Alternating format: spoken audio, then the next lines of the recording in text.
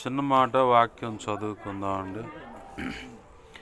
91వ కీర్తన 3వ వచనం. వేటకాని ఊరిలో నుండి ఆయన నిన్ను విడిపించును, నాశనకరమైన తెగులు రాకుండా నిన్ను రక్షించును. ఆమేన్. చిన్న మాట ప్రార్థన చేసుకుందాం. ప్రేమగల మా కన్న తండ్రి యేసయ్యా, నీకు వందనాలు, కృతజ్ఞతాస్తుతులు మా తండ్రి. కనికర స్వరూపుడా, నీకే మహిమ ఘనత ప్రభావాలు ఆరోపిస్తున్నా. మా ప్రభువా, కనికరించండి.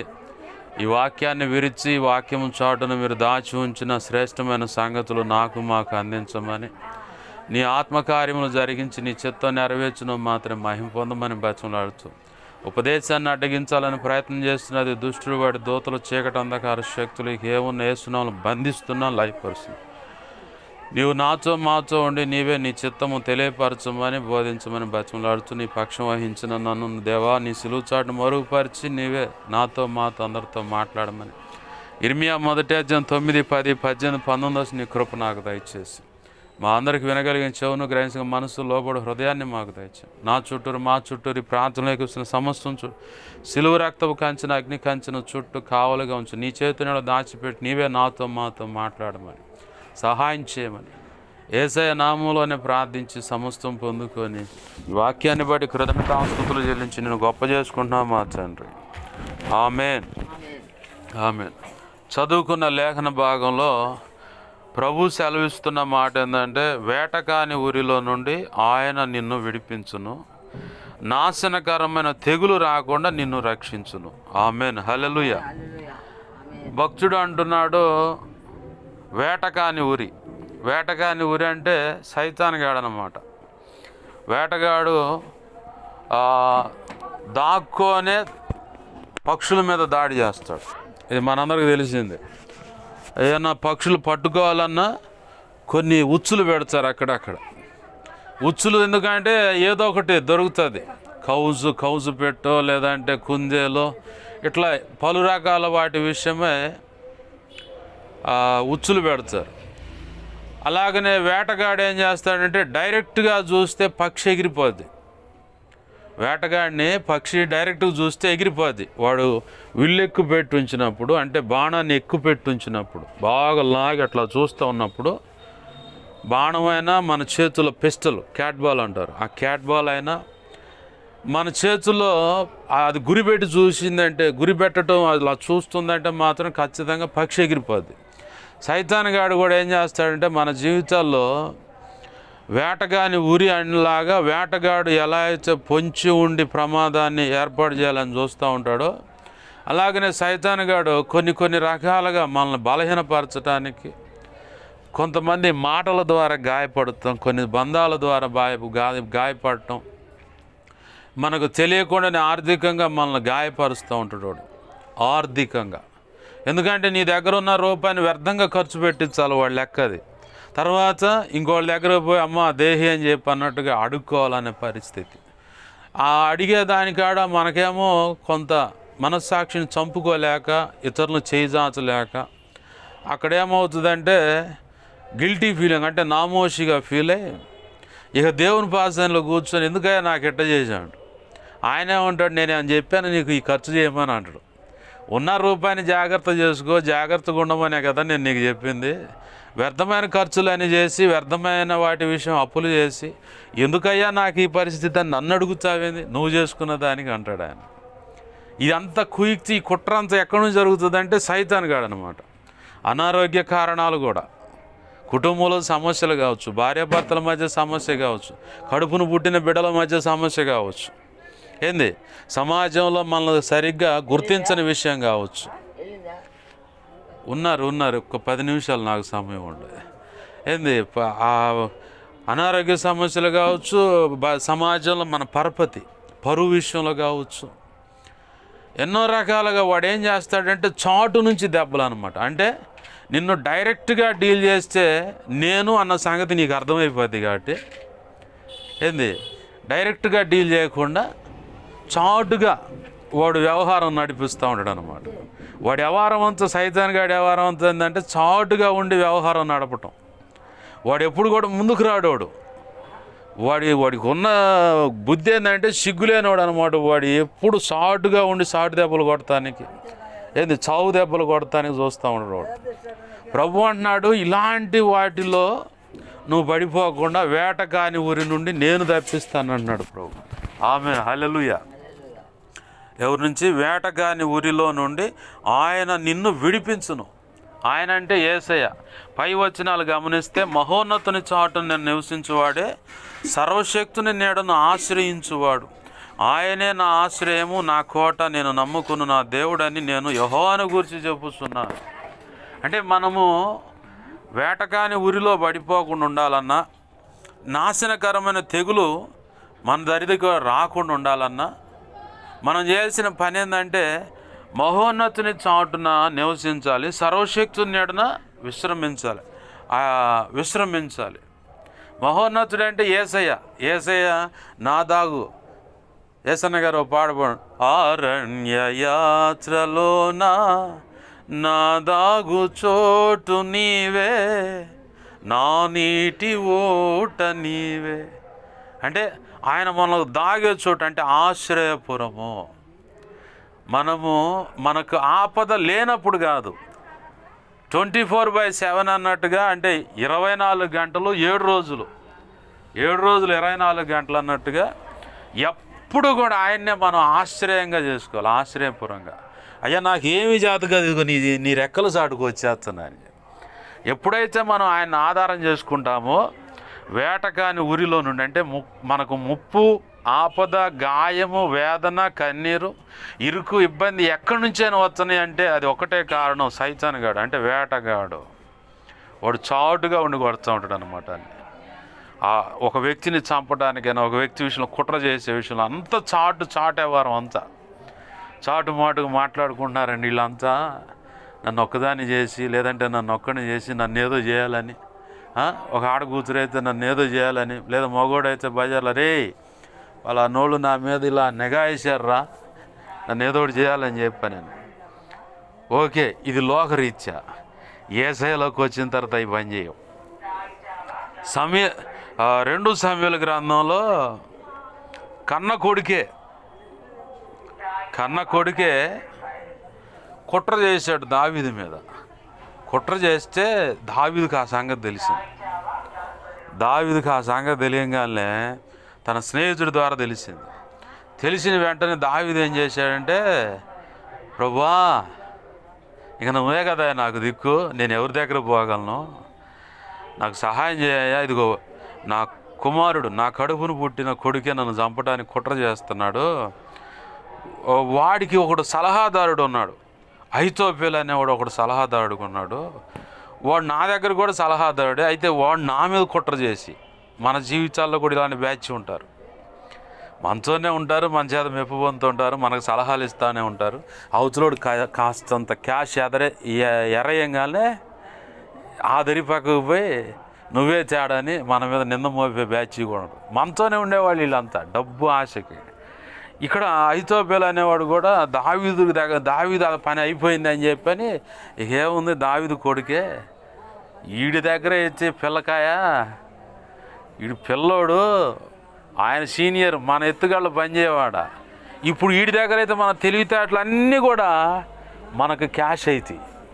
వీడు చెప్పినట్టు ఆయనకు ప్రశ్నేత్తను, మళ్ళీ ఎదురు ప్రశ్నేత్తను. ఆయన దగ్గర మన ఎత్తుగాళ్ళు సెల్లో, మన తెలివితేటలు బారు, ఎంత సలహా ఇచ్చినా ఆయన ఒక ఆలోచన కలిగి ఉంటాడు, దాన్ని బట్టి జడ్జిమెంట్ చేసుకుంటాడు. ఈ దావీదు కొడుకు జూనియర్ కాబట్టి, వీడు పిల్లగాడు కాబట్టి, వీడి దగ్గర ఉన్నారమ్మా, వీడి దగ్గర ఎన్ని ప్రయత్నాలు చేసినా మనకు డబ్బు వస్తుంది, గౌరవం వస్తుంది, మనకు హెచ్చింపు వచ్చుద్ది. దావీదు పని అయిపోయిందిలే అని చెప్పని ఈ దావీదు కొడుకు సలహాలు ఇచ్చడానికి కూర్చుండాడు అహితోఫెలు అనేవాడు. కూర్చుంటే ఇక్కడ దావీదుకు తెలిసింది ఆ సంగతి. వాడు చెప్పిన మాట నా కొడుకు వింటాడు, ఖచ్చితంగా వాడు కుట్ర పంతున్నారు, ఎవడైతే ఆలోచన చెబుతున్నాడో వాడి ఆలోచననే చెడగొట్టు, ప్రభు అని చెప్పని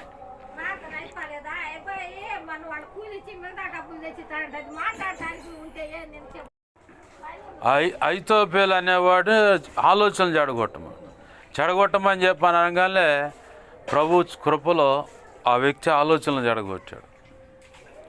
అహితోఫెలు ఆలోచనలు చెడగొట్టాడు దేవుడు.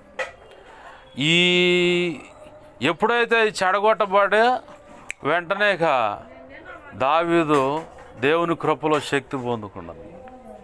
అంటే ఎలా ఆపద నుంచి బయటపడ్డాడంటే దేవుణ్ణి ఆశ్రయించాడు కాబట్టి, దేవుణ్ణే చాటుగా చేసుకున్నాడు. దావీదు పలికిన మాట, నా దాగుచోటు నువ్వేనయ్యా, నా ఆశ్రయపురమా, నా కొండ, నా కోట, నా శైలమా, నువ్వే అన్నీ, నాకెవరున్నారు దిక్కయ్యా అని చెప్పని ఆయన శరణు వచ్చాడు. వెళ్ళిపోయి వేటగాని ఊరి నుంచి కడుపును పుట్టిన బిడ్డ కుట్ర చేస్తే ఆ వేటగాని ఊరి నుంచి బయటపడేలాగా దేవుణ్ణి ఆశ్రయించడాన్ని బట్టి ఆ కృప పొందుకోగలిగాడు. ఆ ఆపద నుంచి తప్పించబడ్డాడు. మనం కూడా నేర్చుకోవాల్సింది, మనకున్న సమస్య ఏదైనా సరే ప్రభు పాద సన్నిధిలోకి తీసుకువెళ్ళగలిగితే, ప్రభు పరిష్కరించినంత రీతిగా ఈ భూమి మీద ఏ పెద్ద మనిషి, ఏ కుల పెద్ద, ఏ ఎమ్మెల్యే కావచ్చు, లాయర్, జడ్జి ఎవరు కూడా తీర్చలేరు అన్నమాట. ప్రభు నిర్ణయించిన నిర్ణయము, ప్రభు తీర్చేటువంటి ఒక తీర్పు, ప్రభు చక్కబెట్టే విధానంలో ఈ భూమి మీద ఎవరు కూడా సెట్ కాదు. అది నాకు నేర్పిందని ఎవరికైనా చెప్పే విషయం ఏంటంటే, ఏదైనా సమస్య ఉంటే ప్రభువుకి అప్పచెబితే ప్రభు ఖచ్చితంగా దాని నుంచి మనం బయట వేయగలరు. ఇంకొక మాట ఏంటంటే, నాశనకరమైన తెగులు నీ దగ్గరకు రాకుండా, నాశనకరమైన తెగులు అనేది రాకుండా ఆయన నిన్ను రక్షించును అన్నాడు.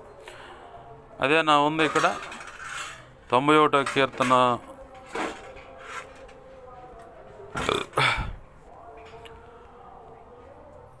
'నాశనకరమైన తెగులు రాకుండా నిన్ను రక్షించును.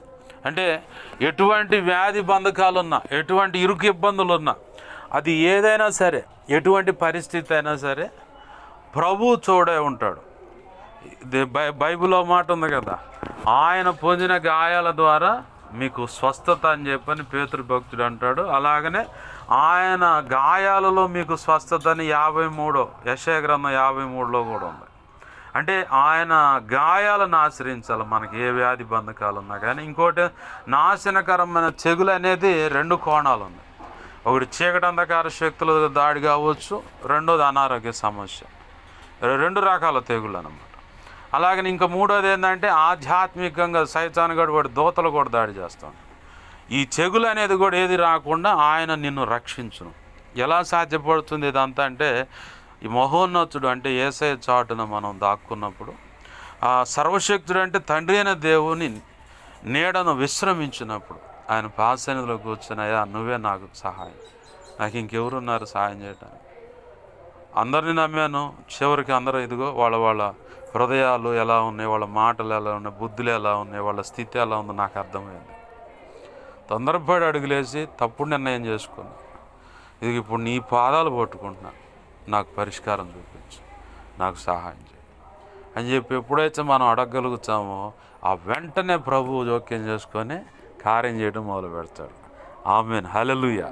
ఏంది, దేవుని పాదాలు పట్టుకుందాం, దేవుణ్ణి అడుగుదాం. ప్రభు యొక్క మహా ఉచిత కృపలో ఆయన పాదాలు పట్టుకుని ఖచ్చితంగా అడిగితే, ఆయన అసలు నా దగ్గరకు వచ్చాడు, నేను నెట్టేను అబ్బాయి అన్నాడు. నా దగ్గరికి ఎవరు వస్తారు, వాళ్ళు నేను నెట్టేను. వాళ్ళు 1% అడిగితే అసలు వాళ్ళు ఊహించనంత రీతిగా నేను ఆశీర్వాదం ఇస్తాను. అదే కదా ఆయనకి పేరుంది, ఆశించిన దానికంటే అత్యధికముగా చేయగల దేవుడు ఆయన అని ఉంది మాట. కాబట్టి ఈ మోకంతా ఒక దరికి వెళ్ళిపోవాలంటే నీ వంచుగా ఏం చేయాలంటే, నువ్వు అయ్యా నా పరిస్థితి ఇది, ఇంక నేను ఎక్కడికి పోను, ఎవరు సలహాలు అడగను.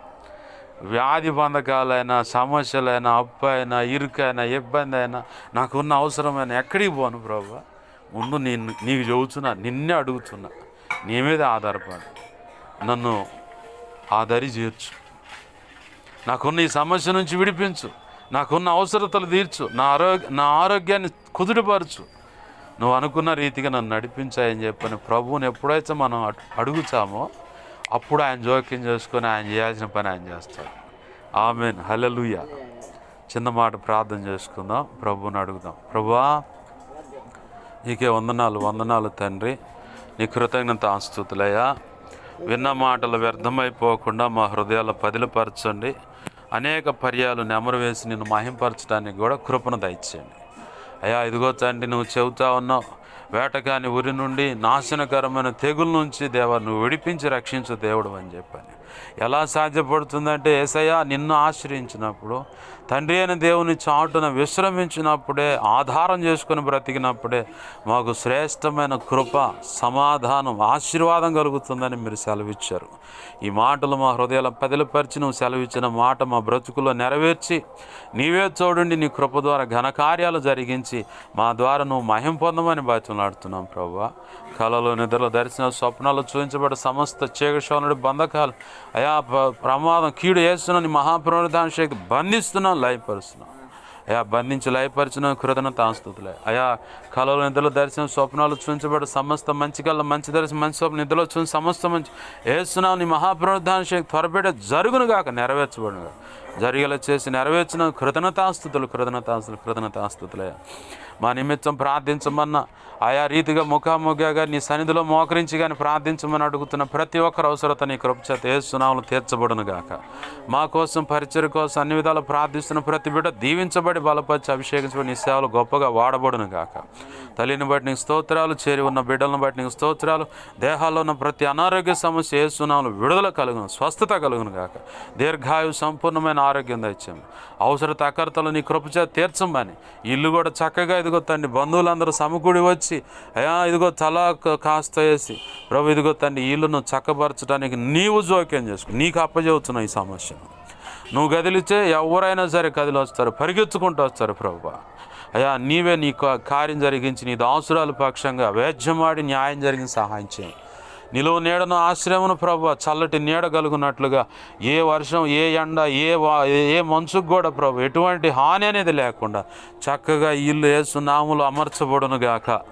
నీ గొప్ప కార్యాలు నీ బిడ్డలందుకు కదిలించి తీసుకొచ్చి ఆ కార్యం జరిగించదు గాక. అయా ఇక్కడున్న సంఘ బిడ్డలందరిని బట్టి నీ స్తోత్రాలు. బిడ్డల అవసరతలో తీర్చండి, వారి రెక్కల కష్టాజీతాన్ని ఆశీర్వదించండి, కడుపును పుట్టిన బిడ్డలను దీవించండి, వారి చదువులు దీవెన దయచేయండి. అన్ని విధాలు, అన్ని విషయాలు కృపానుగ్రహించండి. భార్యాభర్తల మధ్య దాంపత్య జీవితాన్ని ఆశీర్వదించి నీ కృపలో నువ్వు అనుకున్నట్టుగా కుటుంబాలు యేసునామములో కట్టబడి వర్ధిల్లును గాక. కార్యం జరిగించి నీ చిత్తం నెరవేర్చిన మాత్రం మహిమ పొందమని మా ప్రియుడు, మా రక్షకుడైన యేసయ్య నామములోనే ప్రార్థించి సమస్తం పొందుకొని వాక్యాన్ని హెచ్చించి నీ నామాన్ని కనపరిచి అయ్యా ఇదిగో 2 తిమోతి 1:12 నీ కృపాస్థలు బిడ్డలందరినీ అప్పచెప్పి దీవిస్తూ మా మధ్యలో ఉన్న తల్లిని కూడా ఆశీర్వదించి, బిడ్డలను ఆశీర్వదించి చేతులకు అప్పచెప్పి నేను గొప్ప చేసుకుంటున్నాం మా తండ్రి. ఆమెన్. ఇప్పుడు మన తండ్రి అయిన దేవుని ప్రేమయు, ఆయన ప్రియకుమారుడైన యేసుక్రీస్తు వారి కృపయు, పరిశుద్ధాత్మ దేవుని అన్యోన్య సహాయ సహవాసము సమకూడిన, అలాగే ప్రార్థనలు ప్రభు చిత్త ప్రకారం ఏకీభిస్తున్నా, ఇక ముందు ఏకీభించబోతున్నా. అలాగనే ఇక్కడున్న సంఘ బిడ్డలకు, సార్వత్రిక సంఘంలో సకల పరిశుద్ధులకు నిత్యత్వం చేరు పర్యంతం వరకు ఆయనే మనకు చూడండి. అన్ని ఆపదల నుంచి, కీడు నుంచి తప్పించి తద్వారా మన ద్వారా ఆయన మహిమ పొంది ఆయన అనుకున్న గొప్ప కార్యాలు మన కనులారా చూసి ఆయనకు కృతజ్ఞతాస్తుతులు చెల్లించేలాగా ప్రభు కార్యం చేయునుగాక. ఆమెన్. యేసు రక్తమునకేచి, ప్రవేశు రక్తమునకేచి, ప్రవేశునామును సంపూర్ణమైన విజయం కలుగును గాక. ఆమెన్. యుద్ధం యెహోవాది, అపవాది వాడి దూతలు, చీకటి, అంధకార శక్తులు, ఎంత ప్రమాదం, మంత్రబలం, వాటి అన్నిటికీ అనంతనాశనం, సర్వనాశనం, నిత్యనాశనం కలుగునగా. ఆమెన్. యుద్ధము యెహోవాది, యేసు రక్తమునకే జయము, జయము, జయం. ఆమెన్. హల్లెలూయా, హల్లెలూయా, హల్లెలూయా. అందరికీ వందనాలు. ప్రభు యొక్క మహా ఉచిత కృప మనందరికీ చూడండి నడిపించునుగాక. ఆమెన్.